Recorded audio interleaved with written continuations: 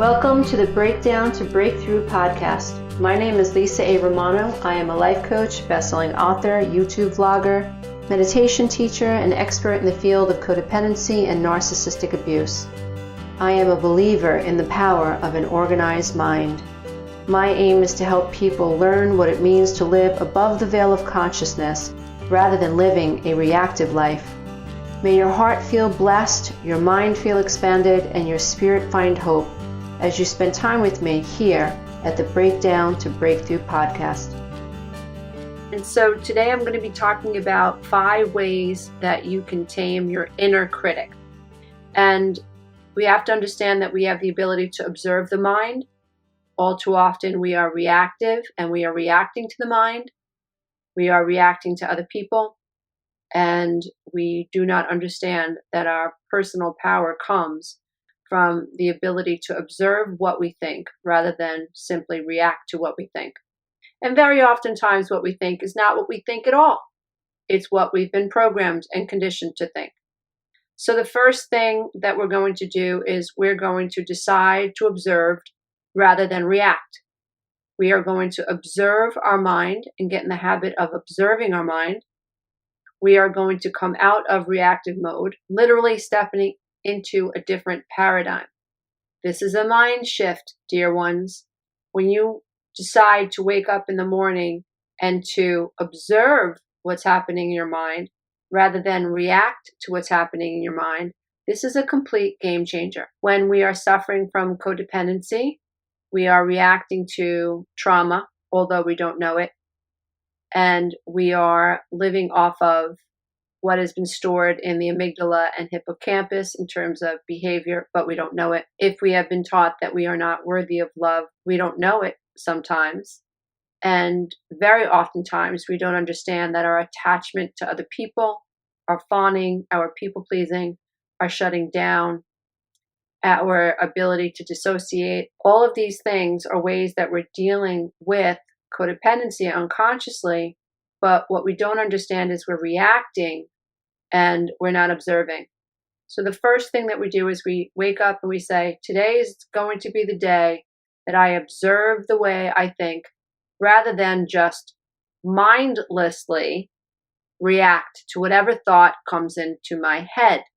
I am going to observe the thoughts that come into my head. The second thing we're going to do is disidentify from those thoughts. Huge mind shift. You are not your thoughts. Imagine that. You are not your thoughts. So you're also going to follow up observing what shows up in your mind with this idea that you must also disidentify from your thoughts. You are not your thoughts. So you are not your negative self-talk. The words of the inner critic that you hear are not yours. They are product of subconscious programming, childhood trauma, and they are the narrative of the superego that was only trying to keep you safe in what was most likely a very unpredictable world. But you must know, your brain must know, that you are not your thoughts. You are not this negative self-talk. The third thing that we want to do is order your negative self-talk from 0 to 5. 5 being the most abusive. So you're observing the negative self-talk, you're disidentifying it, you get a notebook, you begin to write down what you observe, and now the third step is you begin to order them, 0 to 5. So some of us will hear ourselves saying, we're fat, we're disgusting, we're ugly, that's why no one loves us, we're never going to get ahead in life, I'm never going to be happy. What you would do is pay attention to how each of those phrases makes you feel. The ones that feel like they are kicking you in the stomach the hardest when you read them, that would be a number 5. You saying something like, or you hearing yourself say something like, oh, you're so silly, might be, not too important. Oh, you silly thing, you just dropped that key again. Maybe that didn't make your skin crawl. Maybe it didn't make your chest feel like it was being constricted. But some of us have some pretty horrible negative self-talk. And you will know it by the way you feel in your stomach. Your root chakra will feel constricted, or your heart space will feel constricted. So begin labeling them. The fourth thing that you can do is, now that you know what phrases are the most crippling, you now want to go in and rewrite the messages. We want to reframe. The brain can only play with the tools that are in the shed. So if your brain has nothing different to say back to these negative phrases that you've decided to observe, that you've disidentified from, and now that you've labeled and ordered, your brain now needs new data. You have to put something in place of that. So this is what I call reprogramming. We have to reprogram. We have to put into place something that replaces the negative self-talk. And so if I wake up in the morning and I look in the mirror and I say, "You're so ugly. You're getting so old. Look at the wrinkles around your eyes," and I've now identified this as pretty crippling, then what I do now is I understand that these are not my thoughts. I am observing them. These are just thoughts. This is society, perhaps, or, we have to understand that there are mass consciousnesses in terms of how, for instance, how women see themselves, especially aging. We are taught in large ways and in small ways and subtle ways and overt ways that aging is bad, getting old is bad. Actually, aging is awesome. If you live to a ripe old age, that's an amazing thing. One of my best friends died at 37, didn't have a wrinkle on her face.